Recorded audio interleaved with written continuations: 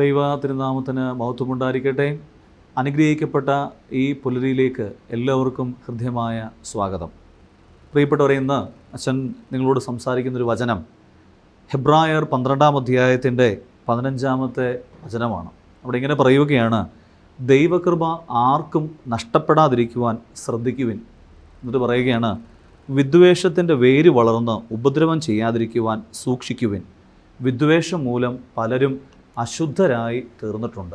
എന്നുവെച്ചാൽ ഒരു വ്യക്തിയുടെ ഉള്ളിൽ വിദ്വേഷമുണ്ടെങ്കിൽ അവൻ അശുദ്ധനാണെന്നാണ്, അവന് വിശുദ്ധിയില്ലെന്നാണ് എൻ്റെ അർത്ഥം. അതുകൊണ്ടാണ് ബൈബിളിൽ ഉടനീളം നമ്മൾ പരിശോധിച്ച് കഴിഞ്ഞാൽ ദൈവകൃപയിലേക്ക് ഉയർന്ന വ്യക്തികളെല്ലാം അവർ ഉള്ളിൻ്റെ ഉള്ളിൽ നല്ല മനസ്സുള്ളവരായിരുന്നു എന്നതാണ്. അതുകൊണ്ടാണ് പഴയ നിയമത്തിൽ ജോസഫിനെ കുറിച്ച് പറയുന്നത്, പൊട്ടക്കിണറ്റിൽ തള്ളിയിട്ട സഹോദരന്മാർ ഒരു കാലഘട്ടത്തിൽ ഈ ജോസഫിൻ്റെ അടുക്കൽ വന്നപ്പോൾ അത് മറന്നുകൊണ്ട് ജോസഫ് അവരെ സ്വീകരിച്ചു എന്നുള്ളതാണ്. അത് കഴിഞ്ഞ് പുതിയ നിയമത്തിലേക്കൊക്കെ നമ്മൾ വരുമ്പോൾ അപ്പോസ്തോലന്മാരും വിശുദ്ധിയുടെ ഗണത്തിലേക്ക് ഉയർത്തപ്പെട്ടവരുമെല്ലാം അവരുടെ ഉള്ളിൽ ലെവലേശം വെറുപ്പില്ലായിരുന്നു.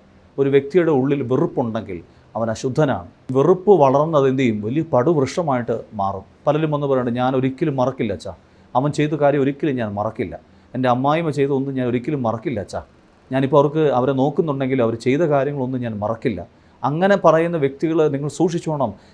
ഈ വിദ്വേഷത്തിൻ്റെ വേര് ഉള്ളിലുണ്ടെങ്കിൽ ദൈവത്തെ കാണാനായിട്ട് സാധിക്കുകയില്ല, ദൈവകൃപ അവരിൽ നിന്ന് പോകും. അതുകൊണ്ട് വിദ്വേഷം ഒരു വ്യക്തിയുടെ ഉള്ളിലുണ്ടെങ്കിൽ ദൈവകൃപ അവിടെ പ്രകടമാവുകയില്ല. അതുകൊണ്ട് എല്ലാവരോടും സ്നേഹത്തിൽ പോകാനായിട്ട് ശ്രമിക്കണം.